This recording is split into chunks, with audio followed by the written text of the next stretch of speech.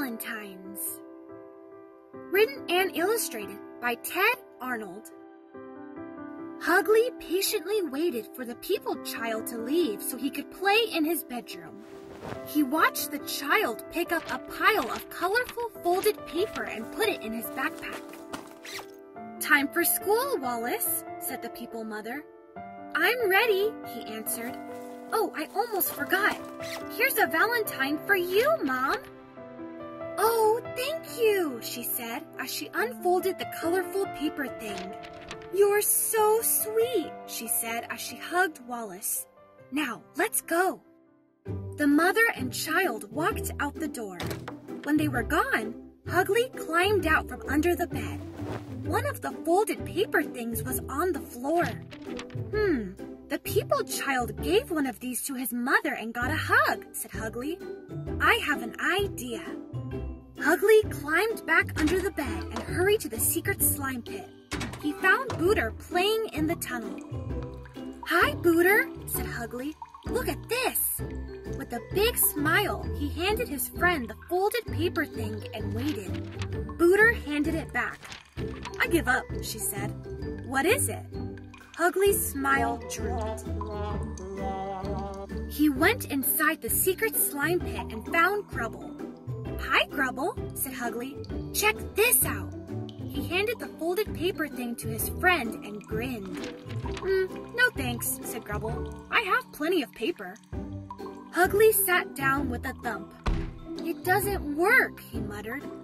"What doesn't work?" asked Grubble. Booter walked in to listen. "This paper thing," said Hugly. "The people child called it a Valentine.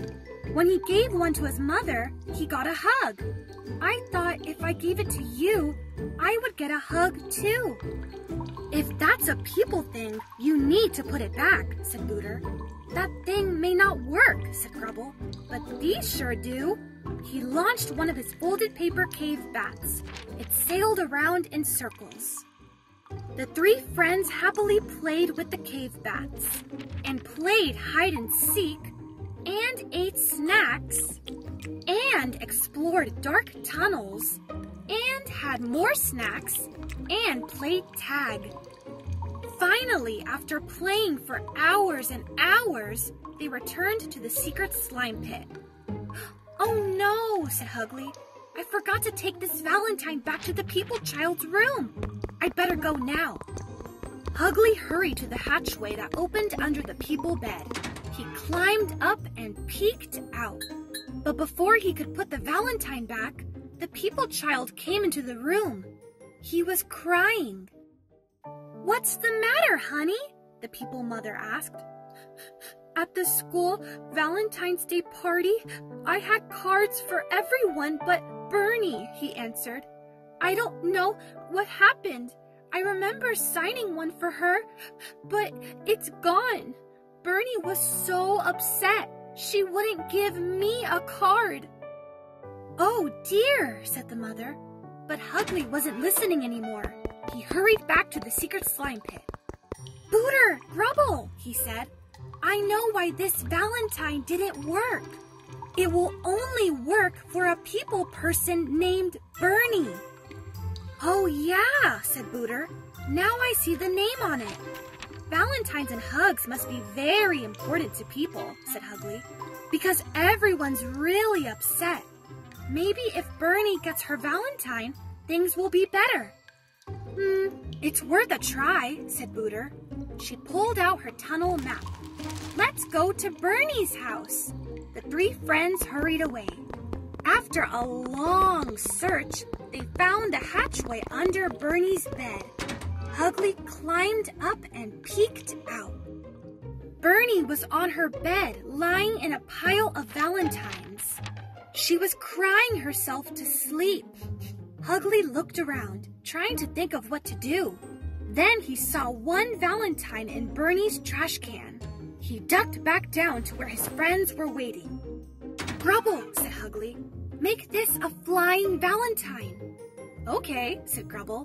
He folded it and gave it back to Hugly.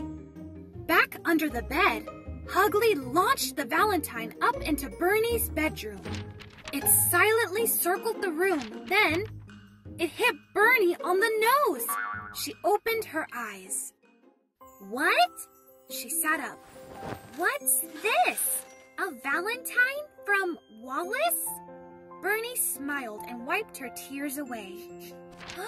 It must have been mixed up with my other cards all this time. While Bernie opened her Valentine, Hugly quietly crawled to the trash can, snatched the Valentine for Wallace, and slipped back under the bed. To Wallace's house, he cried. Wallace was asleep when Hugly peeked out from under his bed. He flew the Valentine into his room. It circled around and around, and it hit Wallace on the nose. What's that? Said Wallace, waking up. Oh, wow! How did this get here? He hopped out of bed and ran out of the room. Mom, guess what? I do have a Valentine from Bernie.